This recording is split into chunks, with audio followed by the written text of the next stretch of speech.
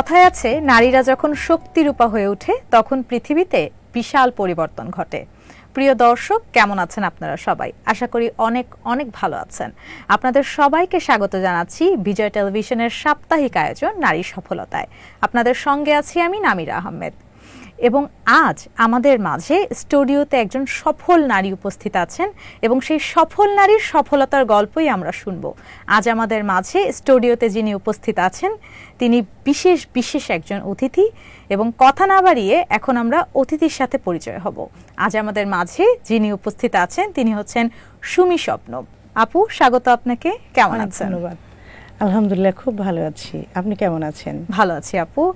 আমি একেবারে শুরু থেকে আজকে আপনার জার্নিটা সম্পর্কে শুনবো। হ্যাঁ, আপনার ছোটবেলাটা কোথায় কেটেছে? ছোটবেলা আমি মেহেরপুরের মেয়ে। মেহেরপুর জেলার গাংনী থানার মহেশপুর গ্রাম আছে একটি ছোট্ট, সে গ্রামে আমার বেড়ে ওঠা বড় হওয়া। আর আমার ছোটবেলা ওখানে বড় হয়েছি, গানও শিখেছি ওখান থেকেই। আমার পরিবারের সবাই গান করতেন, আমার বাবা গান করতেন, দাদা গান করতেন, আমার 3 ভাই তারা গান করতেন, এখনো করেন।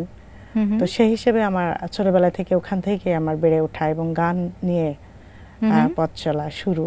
আমি জন্ম থেকে দেখেছি আমার বাবা গান গাইছেন, আমার বড় ভাই 3 জন যে আছেন তারা গান গাইছেন। তো আমি অটোমেটিকলি যখন আমি গান করেছি আমার মনে আছে যে আমি স্কুলেও যাইনি, তখন আমি একেবারে ছোটবেলা থেকে প্রতিযোগিতায় শুরু করেছিলাম। স্কুলে যখন প্রতিযোগিতা হতো আগে, এখন তো প্রতিযোগিতাগুলো কমে গেছে। একটা সময় ছিল যে প্রতি বছরে একটা বাৎসরিক প্রতিযোগিতা হতো স্কুলগুলোতে। প্রতিযোগিতার জন্য রেডি হচ্ছি, 1-এ সবেমাত্র ভর্তি হলাম, এরকম মনে আছে যে আমি স্কুল থেকে প্রতিযোগিতায় গেছি, কিন্তু আমি পড়তে পারি না। আমি এখনো পড়াটা ওরকম গান লিখে দিলে আমি পড়ে বলতে পারি না। তো সেই হিসেবে আমার ভাই আমাকে মুখে মুখে গান শেখাতেন, আর হারমোনিয়ামের স্কেলের উপরে লিখে লিখে দিতেন যে কোনটার পরে কোনটা গেলে। তাহলে সারে গামাটা বলতে পারতাম, সারে গামা পাধানি সা, এটা আমি পড়ে বলতে পারতাম যে এটা লেখা আছে। তাছাড়া মাত্র আমি স্কুলে গেছি, এতটাও লেখাপড়া এখনো করতে পারিনি। এই সময় থেকে আমার গানে। তাহলে আপনার গুরু আপনার ভাই? হ্যাঁ, আমার পরিবারই আমার প্রথম গুরু। তারপরে কি তারপরে আমি একাডেমিক ভাবে কারো কাছ থেকে শেখা হয়েছে? কি অনেকের কাছে শিখেছি। আমি যখন গ্রামে ছিলাম তখন উস্তাদ আক্কাস আলী সাহেবের কাছে শিখেছি, উস্তাদ রতন সরকারের কাছে শিখেছি। তারপরে ঢাকায় আসার পরে আমি শেখ জসিম সাহেবের কাছে শিখেছি, উস্তাদ সালাউদ্দিন স্যারের কাছে শিখেছি। অনেকের কাছে শেখা হয়েছে। তাহলে এখনো আমি শিখছি। সঙ্গীত শিক্ষক অসিত কুমার মন্ডল স্যারের কাছে আমি শাস্ত্রীয় সঙ্গীতে তালিম নিচ্ছি। চলছে আমার এই গান গাওয়া। আপু, আপনার ব্যক্তিগত প্রসঙ্গে গল্প আরো শুনবো, তবে সম্প্রতি আপনার একটি গান মুক্তি পেয়েছে, ভাল লাগে, এবং দর্শক মহলে বেশ সাড়া পেয়েছে গানটি, যে আমরা সবাই জানি। তো সর্বপ্রথম আমি ওই গানটাই শুনতে চাই আপনার মুখ থেকে। হ্যাঁ, শিওর। গানটির গীতিকার কিন্তু আমার হাজবেন্ড। বাহ, চমৎকার। মোহাম্মদ আকরাম হোসেন, সুরকার উনি। তো আমি সেই গানটি একটু গেয়ে শোনাই না? জি জি, অবশ্যই। ছেলে তোর কোকড়া কোকড়া চুলে যেন সমুদ্র ঢেউ খেলে, তোর কোকড়া কোকড়া চুলে যেন সমুদ্র ঢেউ খেলে, সেই ঢেউ খেলা দেখিতে বড় ভাল লাগে। ছেলে তোর গোলাপ গোলাপ ঠোঁটে যখন বিড়ির ধোঁয়া ওঠে, তোর গোলাপ গোলাপ ঠোঁটে যখন বিড়ির ধোঁয়া ওঠে, সেই ধোঁয়া দেখিতে বড়ই ভাল লাগে, সেই ধোঁয়া দেখিতে বড়ই ভাল লাগে। হাতে বালা গলায় মালা কানে দিয়ে দুল, বুক খোলা শার্ট পরিয়া পকেটে নাও ফুল, মোরগের মাথার মতো কাটিং মারো চুলে বন্ধু হে, ম্যান হোলের ঢাকনার মতন হাতে পরো ঘড়ি, পকেটে থাকে না তোমার কোনো কানা কড়ি, গলা শিলা মুরগির মতন গোফে মারো কাটে বন্ধু হে। ছেলে তোর প্রেমে পড়ার কারণ তোর শ্যামলা শ্যামলা বরণ, তোর প্রেমে পড়ার কারণ তোর শ্যামলা শ্যামলা বরণ, ওই শ্যামলা গালের কালো দাড়ি ভাল লাগে, ওই শ্যামলা গালের কালো দাড়ি ভাল লাগে। বাহ আপু, চমৎকার, বেশ ভালো লাগলো আপনার গানটা শুনে। এই গানটা তো দর্শক মহলে বেশ সাড়া পেয়েছে, কিন্তু এই গানের পেছনের রহস্যটা একটু শুনতে চাই। পেছনের রহস্য, গানটি গত 5 বছর আগে করে রাখা হয়েছিল, মানে লিখে রাখা হয়েছিল। একটা হাস্যকর মুহূর্তে আমার হাজবেন্ড মাঝে মাঝে আমার হাজবেন্ড যখন রাস্তা দিয়ে কোথাও যান বা কোথাও চলাফেরা করেন, দেখা যায় ছেলেরা, এখনকার ছেলেরা কেমন জানি চুলের একটা কাটিং দেয়। আবার একটা ছেলে খুব সোজা একটা সাতশট, যেটাকে আমরা বলি যে খুব স্মার্ট একটা ছেলে, অথচ সে কিন্তু কুঁজো হয়ে হাঁটছে। হ্যাঁ হ্যাঁ, যে সে আপনি বুঝতে পারছে না যে কুঁজো হয়ে হাঁটলে আমার ভালো লাগছে না খারাপ লাগছে। জি জি। আবার চুল কাটিংটাও এরকম, তারপরে ঘড়িটা দেখাচ্ছে হাতটা খুব চিকন, অনেক বড় একটি ঘড়ি পরেছে। আবার অনেক মানে মুখটা অনেক ছোট কিন্তু চশমাটা অনেক বড়, জি জি, সানগ্লাসটা অনেক বড়। আমরা গ্রামে বলি ঠুসি। ঠুসিটা আপনারা জানেন কিনা? ঠুসি হচ্ছে গরুর মুখে একটা জিনিস দেয় যাতে গরু অন্য কোনো খাবার না খেয়ে ফেলতে পারে, অন্য বাইরের কোনো খাবার। ওটাকে আমার এলাকায় আমরা ঠুসি বলি। জি। তো সেই আমাদের এলাকার কথা মনে করে ঠুসির মতো চশমা পরে এদিক ওদিক চাও, ভুলভাবে মাঝে মাঝে ইংলিশে গান গাও কথাটা। তো আমি খুব হেসেছিলাম এই গান নিয়ে, এত হেসেছিলাম। আমি যখনই মনে করছি তখনই হাসছি, যখনই মনে হচ্ছে আমি শুধু গড়াগড়ি খাচ্ছি। যে এইরকম মোরগের মাথা, তারপরে এই যে মুরগির যে গলাশিলা মুরগি, আপনি দেখেছেন কিনা জানি না, যে একটা মুরগি এক প্রকার আছে যে সব দিকেই লোম আছে কিন্তু গলায় কোনো লোম নেই, এরকম একটা মুরগি পাওয়া যায়। কিছু কিছু ছেলেরা দেখেছে দাড়ি ঠিকই আছে কিন্তু গোপটা নেই, গোপটা কেটে ফেলেছে। তো সেই হিসেবে গলাশিলা মুরগির মতো গোফে মারো কাট, এই টাইপের কথাগুলো যখন আমি পড়ছিলাম, আমার হাজবেন্ড লিখে দিল, তখন আমি খুবই হেসেছিলাম। তারপরে আমি 5 বছর পরেই ছিল কিন্তু কথাটা, হঠাৎ করে আমার হাজবেন্ড বলল যে তুমি তো ইন্ডাস্ট্রিতে এখন, মিডিয়াতে তো এখন তো কম কাজ করো, তো তুমি তোমার একটা চ্যানেল করো, গানের একটা চ্যানেল করে, এখন আমার বাচ্চা বড় হয়ে গেছে, তো তুমি চ্যানেল করো, বসে তো থাকো, এখানে তুমি মাঝে মাঝে তোমার পেজ থেকে লাইভ করো আর চ্যানেলে গান ছাড়ো। তো আমি বললাম যে আমার চ্যানেলের জন্য তো ভিউ দরকার এই মুহূর্তে। হ্যাঁ, ভিউ, যে গানের ভিউজ হবে সেই গান আমার দরকার। আপনি তো অলরেডি মানে গান করেছেন আগেও, আপনার সাথে মানে ইন্ডাস্ট্রিতে আপনার তো অনেক বছরের জার্নি, সেটা আমরা কিছুক্ষণ আগেই শুনছিলাম মেকআপ রুমে এটা নিয়ে গল্প করছিলাম। তবে হ্যাঁ, অনেকটা গ্যাপ হয়ে গেছিল। এই প্রসঙ্গে আসলে আমি আসতে চাচ্ছিলাম যে মধ্যে একটা গ্যাপ পড়েছে, প্রায় 11-12 বছরের একটা গ্যাপ। তো এই গ্যাপের কারণটা কি? ইন্ডাস্ট্রি থেকে এত দিনের বিরতি কেন? আসলে সব কারণ তো বলা যায় না, কিছু কিছু কারণ থাকে যে নিজের মধ্যেই থাকে। তবে কিছু পারিবারিক সমস্যা ছিল, কিছু আমার ব্যক্তিগত কিছু সমস্যার জন্যই আমি অনেকটাই একটু গ্যাপে চলে গেছিলাম। তবে গ্যাপ বলতে কি আমি হারিয়ে যাইনি, মানে আমার নিজের কাছে হারিয়ে যাইনি, আমি তো গান করেছি, নিয়মিত গান করেছি। আপু, এটা মনে হয় আপনার পারিবারিক ব্যস্ততার কারণে ইন্ডাস্ট্রি থেকে একটু দূরে থাকা হয়েছে, তাই তো? সেটাই আসলে এটা কোনো সমস্যা, আমি মানে সে সমস্যা নয় আসলে, সেটা আসলে একটা এনজয়, মানে লাইফটাকে একটু অন্যভাবে লিড করা হচ্ছে, তাই তো? এটাই আসলে এই কারণে অনেকটাই দূরে ছিলাম। আপু, আরো গল্প করব, তবে এখন সময় হয়েছে একটি ছোট্ট বিরতির। দর্শক, গল্পে আড্ডায় সময় হয়েছে ছোট্ট একটি বিরতির। কোথাও যাবেন না, চোখ রাখবেন বিজয় টিভির পর্দায়।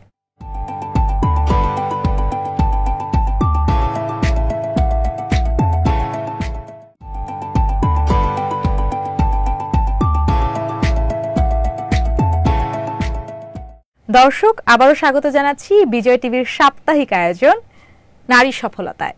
আপনাদের সঙ্গে আছি আমি নামিরা আহমেদ। একজন নারী নিজের পরিবারের জন্য সবকিছু ত্যাগ করেন, আবার সেই পরিবারকে বাঁচানোর জন্যই তিনি সংগ্রাম করে যান। শুধু সংগ্রাম পরিবারের জন্য নয়, নিজের জন্যও সংগ্রাম, এবং সফলতার সেই গল্পই আমরা আজ শুনছিলাম। আপু, আবারও স্বাগত আপনাকে আমাদের নারী সফলতা অনুষ্ঠানে। আপু, এই যে আপনার গানের জার্নিটার কথা আপনি বললেন, হ্যাঁ, এবং ভাল লাগে গান এখন সবার মুখে মুখে, এই গানের প্রস্তুতিটা আসলে কেমন ছিল? প্রস্তুতিটা আসলে অনেক আগে থেকেই আমার ছিল, 5 বছর আগে গানটা লেখা ছিল। তো সেক্ষেত্রে গানটা এতটা এগোবে, এতটা জনপ্রিয় হবে সেটা ভাবিনি, কিন্তু লিখেছি আমরা আমাদের মতোই, আমার হাজবেন্ড লিখেছে গানটা। আমি মানে প্রি প্ল্যানিং ছিল না যে খুব হিট হবে বা থাকে না যে গাইবই, এমন কোনো কথা ছিল না। হঠাৎ আমার হাজবেন্ড আমার একটা চ্যানেল বললো তুমি করো, তো চ্যানেল করার জন্য আমি বললাম যে আমার কিছু এমন গান লাগবে যে চ্যানেলে ভিউজ হবে প্রচুর পরিমাণে, এরকম গান না হলে তো আমার চ্যানেলটাকে দাঁড় করাতে পারবো না। তখন আবার এই গানটির কথা মনে পড়লো, যে এই গানটি ছাড়লে কেমন হয়, চটপটা প্লাস একটু ফানি টাইপের। আলো যে তাহলে এই গানটি তাহলে যদি করি তাহলে কেমন হয়। আমার হাজবেন্ড বললো তাহলে চলো যাই, আমরা একজন মিউজিক ডিরেক্টরের সাথে কথা বলি। তো সজীব যে ছেলেটি, বাচ্চা একটি ছেলে সজীব দাস, ওর সাথে আমার আগে থেকে পরিচয় ছিল। ওই সজীবের কাছে গেলাম আমি তখন, যে সজীব দেখো তো কেমন হয় এক গানটি।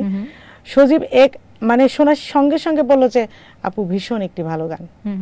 এখানে অনেক কিছুই আসলে বলা হয়েছে, মানে বর্তমান জেনারেশনের যে অবস্থান, ছেলেমেয়েরা কিভাবে নিজের লাইফটা লিড করে সবকিছু বলা হয়েছে, সবকিছু আছে আর কি। তো সজীব বললো খুব ভালো হবে আপু, গানটা গেয়ে ফেলেন। তা বললাম যে গানটা তো গাইবো আমার চ্যানেলের জন্য। ঠিক আছে, গানটি রেডি হলো, গানটি ভোকাল দিলাম, সব হলো। হওয়ার পরে লাস্টে সজীব আমাকে বললো যে আপু আপনার চ্যানেলে এটা দেয়া যাবে না। তা আমি কেন? বলছে যে না না, আপনার চ্যানেলে তো কেবল শুরু করেছেন, এত ভালো গান আপনার চ্যানেলে দেবেন, নষ্ট করবেন? তা আমি কোনো প্রমিনেন্ট চ্যানেল খুঁজে বের করে সেখানে গানটা দেওয়া হোক। তা আমি বললাম যে ঠিক আছে, তুমি যেটা পারো সেটা করো। হঠাৎ সে আমাকে রাত 10টার দিকে ফোন দিয়ে বলে কি যে সৃষ্টি মাল্টিমিডিয়াকে শুনিয়েছি গানটি, নয়নবাবু ভাই খুব পছন্দ করেছে, গানটি দিতে চাই। তা আমি বলি ঠিক আছে দিয়ে দাও। তো ওখানে গানটা সর্বপ্রথম দেয়া হলো কি? হ্যাঁ, না আমি আগেও দিয়েছি কয়েকজনের কাছে। জি জি। তো সেখানে গানটা নিয়েছে, নেওয়ার পরে খুব মানে নেবে গানটা, তারাই নেবে। কোনো না কোনো প্রবলেমের কারণে তাদের সাথে আমি যোগাযোগ করে উঠতে পারছি না, মানে পাচ্ছি না তাদেরকে খুঁজে। ফোন দিলে হয়তো ফোন হচ্ছে না, মানে কোনো কারণে হয়তো হচ্ছে না। তখন সজীব বলল যে আপু গানটা ফেলে রাখবেন, এত ভালো একটি গান, আবার এই ট্রেন্ডটা যদি চলে যায়, আবার যদি ছেলেমেয়েরা অন্যরকম হয়ে যায়, তখন তো গানটি যাবে না। তা বললো ঠিক আছে তুমি দিয়ে দাও। তখন আমি সৃষ্টি মাল্টিমিডিয়াকে দিলাম এবং গানটি 11 তারিখে মানে ঈদের পরের দিন গানটি রিলিজ করেছে। তার ঠিক মানে 7 তারিখে আমি কুষ্টিয়া চলে গেলাম। জি। আর তার 3 দিন আগে গানটি ভিডিও হয়েছিল। এই ভিডিওটা আসলে এখন তো ভিডিও অনেক কিছু ম্যাটার করে, দেখা যায় সাধারণত টিকটক যে অ্যাপস, সেই টিকটক অ্যাপসের জন্যও মানুষ ডিফারেন্ট লোকেশনে যায় শুট করার জন্য। তো এই আর এখন তো এটা একটা গানই, তো এই গানের শুটিংটা আসলে কিভাবে হয়েছে, মানে কোথায় কোথায় লোকেশন ছিল? একটি জায়গায় আমরা শুটিং সেট ফেলে আমরা করেছিলাম, 300 ফিট একটা জায়গা আছে, ওখানে আমরা একটি জায়গায় এবং একটা সেটের উপরে করা হয়েছিল, ফুললি একটা সেট বানানো হয়েছিল। এবং আমি অনেক পরে গিয়েছিলাম, তাদের যারা আরো যারা ছিলেন তাদেরগুলা শুট করার পরে আমারটা পরে করেছি, করে আমি চলে এসেছি। বাহ। তারপরে আমি আরো ওখানে গিয়ে অবাক হয়েছি যে আমি গিয়ে দেখি যে নায়ক ওখানে, যে আমার গানের যে ভিডিওর নায়ক, উনি নয়নবাবু, সৃষ্টি মাল্টিমিডিয়ার কর্ণধার। আমি গিয়ে অবাক, আমি বললাম যে আপনি এখানে কেন ভাইয়া? বলছে আমি গানটা শোনার পরে মনে হলো যে আমিই করি। যাই হোক, সেখানে অনেক ভালো লেগেছিল, একটা সারপ্রাইজ ছিল। হ্যাঁ অবশ্যই, কারণ আবার একটু আশ্বস্ত হলাম যে গানটি যখন উনি নিজেই অভিনয় করছে, তাহলে ওনার একটা দায়বদ্ধতা রয়ে গেছে এখানে গানটিকে ভালো অবস্থায় নেওয়ার জন্য। আপু এই গান ছাড়াও তো আপনি অন্যান্য গান গেয়েছেন। হ্যাঁ, আমি যখন শুরুতেই আসি, শুরুর গল্পটা বলি আবারও, তখন শ্রদ্ধেয় মিল্টন খন্দকার ভাইয়ের সাথে আমার প্রথম পরিচয়। মিল্টন খন্দকার ভাই কিন্তু আমার কুষ্টিয়ার, আমি মেহেরপুরের, উনি কুষ্টিয়ার। তো চশমা কিনে দে শিরোনামের একটি গান, সেক্ষেত্রে একটা ফানি ঘটনা ঘটে গেল। বললো যে আমি আসার কয়েকদিন পরে বললো যে সুমি তুই তো অনেক কালো, তো তুই এখন তোর তো বিয়ে হবে না। এভাবে মিল্টন ভাই তো এইভাবে বেশি একটু হাস্য কৌতুক নিয়ে কথা বলেন। তো আমি বললাম মিল্টন ভাই এর উপর একটি গান লেখেন তো। বিয়ে হবে না? হ্যাঁ, বিয়ে হবে না, এর উপর একটি গান লেখেন। তো মিল্টন ভাই খুব প্রাণবন্ত ভাবে বসে বসে, মিল্টন তো খাতা কলম লাগে না, মুখেই উনি গানটা বলে আমার মাকে একটা চশমা কিনে দে, বাপকে একটা চশমা কিনে দে, তারা দুইজনই যে অন্ধ আমি দেখাবো কি দিয়া, এত বয়স হয়ে গেল দেয় না আমার বিয়া। আমরা মিল্টন ভাই খুব ভালো কথা, আপনি লিখে ফেলেন। তারপর মিল্টন ভাই গানটা লিখে ফেললো। তারপরে গানটা সুর, তারপরে গাইলাম, গাওয়ার পরে এই গানটা ব্যাপক হিট হলো। এখন তো আমরা বলি ভাইরাল, কিন্তু সেই সময় আমরা বলতাম যে হিট। এখন ভাইরাল শব্দটা একটু বেশি প্রচলিত হয়ে গেছে, কিন্তু আমরা এই সময় বলতাম যে হিট। তো প্রচুর হিট হওয়ার পরে তারপরে গানটি শ্রদ্ধেয় হানিফ সংকেত ভাইয়ের কাছে পৌঁছে গেল কোনো না কোনো ভাবে। ইত্যাদিতেও সেই গানটা, সেই গানটা না, সেই গানের ধারায় আমি আরেকটি গান ইত্যাদিতে গাইলাম। মোহাম্মদ রফিকুজ্জামান স্যারের লেখা, আলী আকবর রূপু ভাইয়ের সুরে আমি এই গানটি গেয়েছিলাম, দেহযন্ত্র টেলিফোন গানের টাইটেল ছিল। তারপর অনেক দিন পরে আমি আবার ফরিদ আহমেদ ভাই হঠাৎ করে আমাকে ফোন দিয়ে বললেন যে আপনি কি বাসায় আছেন? আমি বললাম যে ভাই আমি একটা শোতে আছি। তো বললো শো কখন শেষ হবে? বললো যে, আমি বললাম যে ভাইয়া রাত 9টা 10টা বেজে যাবে। বললো যে তাহলে আপনি একটু আসেন, 10টার দিকে আসেন। তা আমি স্টুডিওতে গেলাম 10টার পরে, গিয়ে আমাকে গানটি উঠিয়ে দিল। ললিতা একটি গান ছিল একটা সিরিয়ালের, মানে একটা চ্যানেল ললিতা সিরিয়ালের। তারপরের দিন আমাকে উনি বললেন যে আপনি একটু আসেন। গেলাম, বলে যে আপনি ক্যামেরা দাঁড়িয়ে সরি আপনি দাঁড়িয়ে পড়েন, আপনার ভোকাল এখন নেওয়া হবে। ও মানে ইনস্ট্যান্ট একেবারে। হ্যাঁ ইনস্ট্যান্ট, মানে কোনো প্রিপারেশন এরকম কিছু ছিল না, একেবারে ইনস্ট্যান্ট। উনি আগের দিন গানটা উঠিয়ে দিয়েছেন, আমি একটু গেয়েছি আর কি। জি জি জি। তারপরে গানটি আমি ভোকাল দিলাম। ভোকাল দেওয়ার পরে আমার নিজের কাছেই মনে হলো যে গানটি খুব ভালো, এবং আমি ঠিক তারপর থেকে গানটি রিলিজ হয়নি তখনও, কিন্তু আমি বিভিন্ন অনুষ্ঠানে গানটা গাইতে লাগলাম। দেখি যে মানুষ খুব অ্যাপ্রিশিয়েট করে গানটা। রিলিজ হওয়ার আগেই কি প্রোগ্রামগুলোতে গানগুলো গাওয়া হচ্ছিল? আমি গেয়েছি অনেক জায়গায়, ঘরোয়া মানে স্টেজ প্রোগ্রামগুলোতে বিশেষ করে আমি গেয়েছি। গাওয়ার পরে দেখলাম সবাই অ্যাপ্রিশিয়েট করছে, এত ভালো একটি গান। তারপরে তো এই গানটি হলো খুবই একটি জনপ্রিয় গান। এই ললিতার পরে কিন্তু আমার গ্যাপটা পড়ে গেল। জি জি। আপনি স্টেজ প্রোগ্রামের কথা বলছিলেন, যে স্টেজ প্রোগ্রামে গান করা হতো। এখনো কি মোটামুটি গান মানে স্টেজ প্রোগ্রামে গান করা হয়? হ্যাঁ করি। আমি বেসিক্যালি কিন্তু লালনের শিল্পী। জি জি। আমি আধ্যাত্মিক ঘরানার কোনো শো যদি হয়, আমাকে কিন্তু এখনো মানুষ মনে করেন। আমি তাদের কাছে কৃতজ্ঞ যে আমাকে মনে রেখেছেন। জি জি। তো সেখানে আমি যাই, সেখানে গিয়ে ওই আধ্যাত্মিক ঘরানার গানগুলো আমি করি, আমার খুব ভালো লাগে। ইন্ডাস্ট্রি বা সিনেমাতে গান করার ক্ষেত্রে স্টেজ শোগুলো মেবি এখন পর্যন্ত আপনার একেবারে কন্টিনিউ চলছে? হ্যাঁ চলছে। ললিতা গানের পরেই আমার সিনেমাতে একটি সুযোগ হলো। সত্তা মুভির একটি ছবিতে আমি টাইটেল সংটা করেছিলাম। তবু আবার ঘর বাঁধিলাম কি যেমনের ঘুরে, সংসার আমার হইল না রে এই জনমের তরে, একটি গান চৌধুরী মঞ্জুর এহসান ভাইয়ের লেখা এবং সুর শ্রদ্ধেয় বাপ্পা মজুমদার দাদার। এই গানটি ভীষণ ভীষণ ভালো মানের একটি গান। জি। তারপরে আমি বলছি যে আমি আসলে ইন্ডাস্ট্রি থেকে যে পুরোপুরি চলে গেছি সেটা না, এভাবে গ্যাপে গ্যাপে মাঝখানে একটু চলে যাওয়ার মতোই হয়ে গেছিল আমার বাচ্চার জন্য। তারপরে এই ভালো কিছু কাজ যখন কেউ আমাকে ভালোবেসে ডাকেন তখন করে দিয়ে আসি। হ্যাঁ, তবে মানে এরকম না যে প্রচুর পরিমাণে রেগুলার করছি, রেগুলার এরকম না। কিন্তু রেগুলার আমরা কবে দেখতে পাবো আপনাকে? মানে এই যে ভাল লাগে না এরকম একটা গান দেওয়ার পরে যদি আপনি আবার কিছুদিনের ব্রেকে চলে যান, আমার গানটা ভাল লাগে। হ্যাঁ, তো এই ব্রেকটা তো আসলে দর্শক এখন যেভাবে হিট হয়েছে গানটা, তো আপনি যদি আবার হারিয়ে যান তাহলে তো দর্শক খুব কষ্ট পাবে। সুযোগটা নেই, তাহলে এখন আমরা কন্টিনিউয়াসলি পাবো। অলরেডি শ্রোতারা আমাকে বলে দিয়েছেন যে যাওয়া যাবে না, যাওয়া যাবে না, কারণ শ্রোতাদের ভালোবাসা ছাড়া আসলে কখনোই সম্ভব না। আমরা চাই না আপনি হারিয়ে যান, আপনি সব সময় চমৎকার চমৎকার গান আমাদেরকে উপহার দিবেন এবং আমরা যারা দর্শক আছি তারা সেটা উপভোগ করব। সময়ের সাথে সাথে অনেক গান শুনবো আপনার কাছ থেকে, এটাই আসলে আমাদের কামনা। আমিও হারিয়ে যেতে চাই না, কারণ আমি এখনো চেষ্টা করে যাচ্ছি ব্যতিক্রমধর্মী কিছু গান শ্রোতাদের শোনানোর জন্য। তো দোয়া করবেন আমি সেটা যেন কন্টিনিউ করতে পারি। এখন কিন্তু বিদায়ের সময় হয়ে গেছে, এখন বিদায় নিয়ে নিব এবং বিদায়ের আগে আপনার কণ্ঠে চমৎকার গান শুনবো। তার আগে আপনি আমাদের দর্শকদের উদ্দেশ্যে যদি কিছু বলতেন। দর্শকদের উদ্দেশ্যে আমি একটি কথাই বলতে চাই, ধৈর্য হারা হবেন না। যার যেখানে যাওয়ার ইচ্ছে আছে, মনোবাসনা আছে, সেটাকে টার্গেট রেখে সাধনা করুন, এগিয়ে যান সামনে। আর আমাকে এই অনুষ্ঠানে আমন্ত্রণ জানানোর জন্য বিজয় টেলিভিশনকে অসংখ্য ধন্যবাদ। অসংখ্য ধন্যবাদ আপু। আমি আমাদের দর্শকদের কাছ থেকে বিদায় নিয়ে নিচ্ছি, তবে বিদায় নিব কিন্তু আপনার কণ্ঠে চমৎকার গান শুনে। তো দর্শক, এই ছিল আমাদের আজকের আয়োজন। আগামী পর্ব দেখার আমন্ত্রণ রইল। আপনারা সবাই ভালো থাকবেন, সুস্থ থাকবেন, চোখ রাখবেন বিজয় টিভির পর্দায়। ধন্যবাদ সবাইকে। ছেলে তোর কোকড়া কোকড়া চুলে যেন সমুদ্র ঢেউ খেলে, তোর কোকড়া কোকড়া চুলে যেন সমুদ্র ঢেউ খেলে, সেই ঢেউ খেলা দেখিতে আমার ভাল লাগে। ছেলে তোর গোলাপ গোলাপ ঠোঁটে যখন বিড়ির ধোঁয়া ওঠে, ওই গোলাপ গোলাপ ঠোঁটে যখন বিড়ির ধোঁয়া ওঠে, সেই ধোঁয়া দেখিতে বড়ই ভাল লাগে, সেই ধোঁয়া দেখিতে বড়ই ভাল লাগে। হাতে বালা গলায় মালা কানে দিয়ে দুল, বুক খোলা শাক পরিয়া পকেটে নাও ফুল, মোরগের মাথার মতো কাটিং মারো চুলে বন্ধু হে।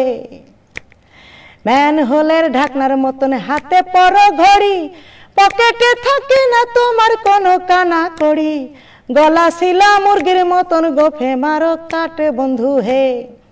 ছেলে তোর প্রেমে পড়ার কারণ তোর শ্যামলা শ্যামলা বরণ, ওই প্রেমে পড়ার কারণ তোর শ্যামলা শ্যামলা বরণ। ওই শ্যামলা গালের কালো দাড়ি ভাল লাগে, শ্যামলা গালের কালো দাড়ি ভাল লাগে।